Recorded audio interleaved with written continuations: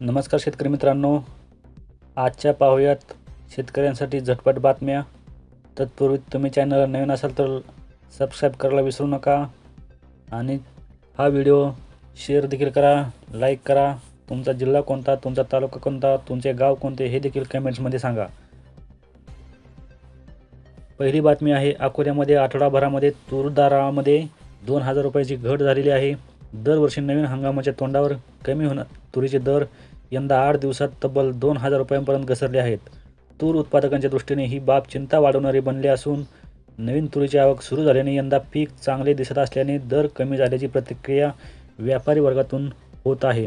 तरी तूर हमी भावापेक्षा अधिक दराने बाजारात विकत असल्याचे सांगितले जाते। गेल्या वर्षाच्या तुलनेत तुरीची आवक कमी होती, त्यामुळे दर चांगला मिळवला। संपूर्ण हंगामभर दर मिळत होता। यंदा पीक चांगले असल्याने प्रामुख्याने देशात यंदा कर्नाटकसारख्या तूर उत्पादक प्रमुख राज्यामध्ये तुरीचे बंपर पीक असल्याचे बोलले जात आहे। तेथील तुरीची आवक ही सीमावर्ती बाजारपेठांमध्ये दिवसाला 50,000 क्विंटलपर्यंत पोहोचल्याचे व्यापाऱ्यांचे म्हणणे आहे। या सर्व बाबींचा विचार करता तुरीच्या दरावर परिणाम झाल्याचे दिसून आले आहे। तत्पूर्वी अकोला कृषी उत्पन्न बाजार समितीमध्ये गेल्या शनिवारी 13 तारखेला तुरीचा दर हा सरासरी 9,675 रुपये इतका होता। या दिवशी किमान दर हा 8,800 रुपये प्रति क्विंटल एवढा होता। कमाल दर हा 10,000च्या आसपास म्हणजेच 9,850 रुपये एवढा होता। मात्र या आठवड्यामध्ये जसजशी नवीन तुरीची आवक सुरू झाली तसतसा दरावर दबाव वाढत गेला। गुरुवारी येथील बाजारात तुरीला 8,000 रुपयेपर्यंत दर मिळाला। किमान दरसुद्धा 7,500 पर्यंत खाली आला आहे।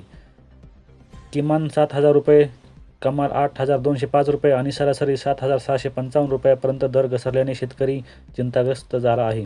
आठवडाभरामध्ये सरासरी दरात तब्बल 2,000 रुपयांची घट झालेली असून तुरीच्या हंगामाची स्थानिक भागात मोठ्या प्रमाणात झाली आहे। 15 दिवसांमध्ये मोठ्या प्रमाणात अजून हंगाम वेग घेणार आहे। आता पुढचे शेतकऱ्यांसाठी पाहणी ठरेल की तूर हंगाम हा किती दिवस चालेल आणि दरामध्ये किती घट येईल। पुढची बातमी आहे सोयाबीनच्या संदर्भात। पाम तेलामध्ये आलेली तेजी ही सोयाबीनच्या मुळावर उठलेली दिसत असल्याने शेतकऱ्यामध्ये चिंता वाढले असल्याचे दिसत आहे। पाम तेलाचा पुरवठा कमी झाल्याने सोया तेल आणि सूर्यफूल तेलापेक्षा महाग झाले आहे। सूर्यफूल तेलाचा पुरवठाही मर्यादित आहे। सोयाबीनची उपलब्धता मात्र मुबलक असल्याने गाळप वाढत आहे। परिणामी आंतरराष्ट्रीय बाजारामध्ये सोयाबीनचे भाव दबावात असून अर्जेंटिनातून भारतात सोया तेल आयातीचा लोंढा वाढला। या घडामोडींचा परिणाम देशातील सोयाबीन बाजारावर होत आहे। जागतिक बाजारामध्ये पहिल्यांदाच पाम तेलाचे भाव सोया तेल आणि सूर्यफूल तेलापेक्षा जास्त झाल्याने मलेशियातील पुरामुळे उत्पादनावर परिणाम झालेला दिसून येत आहे। तसेच इंडोनेशियाने निर्यात शुल्क केलेली वाढ आणि जैव इंधनासाठी पाम तेलाचा वाढलेला वापर यामुळे आंतरराष्ट्रीय बाजारात पाम तेलाला चांगलीच मागणी मिळालेली आहे। एकेकाळी गरिबांचे तेल म्हणून ओळखले जाणारे पाम तेल हे आता सर्वात महाग झाले आहे। The solvent extractors association of इंडियाने दिलेल्या माहितीनुसार भारतात आयात होणाऱ्या तेलामध्ये पाम तेलाचे भाव जास्त आहेत। कच्च्या पाम तेलाचे भाव टनामागे कच्च्या सोया तेलापेक्षा $122 जास्त आहेत, तर कच्चं सूर्यफूल तेल हे $65 जास्त आहे। रिफाईंड पाम तेलाचे भावही रिफाईंड सोया तेल आणि रिफाईंड सूर्यफूल तेलापेक्षा महाग आहेत। दर मात्र काहीसा कमी आहे। इंडोनेशियाने रिफायनिंगची क्षमता वाढवल्याने त्याचा फटका भारतातील रिफायनरींना बसत आहे। त्यातूनच इंडोनेशिया रिफाईंड पाम तेल निर्यातीला अनुदानही देत असल्याने कच्च्या तेला निर्यातीवर निर्यात शुल्क लावत आहे। त्यामुळे कच्चे पाम तेल हे सोया तेल आणि कच्चे सूर्यफूल तेलाच्या तुलनेमध्ये जास्त महाग झाले आहे। पण रिफाईंड पाम तेल हे सूर्यफूल आणि सोया तेलाच्या भावातील फरक कमी आहे, म्हणजेच रिफाईंड पाम तेल हे तुलनेने स्वस्त पडत आहे। पुढची बातमी आहे बिबट्या संदर्भात। 4 तालुक्यांच्या सीमा भागात बिबट्याचा वावर वाढलेला दिसून येत आहे।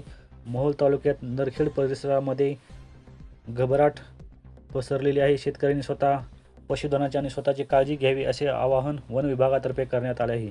मोहोळ तालुक्यातील भैरवनाथवाडी शिवारात गुरुवारी तारीख 19 सकाळी 7:30 वाजता शेतात जाण्यासाठी निघालेल्या शेतकऱ्यांना ज्वारीच्या शेतातून बांधाच्या दिशेने येणारा बिबट्या प्रत्यक्षदर्शींनी सांगितला।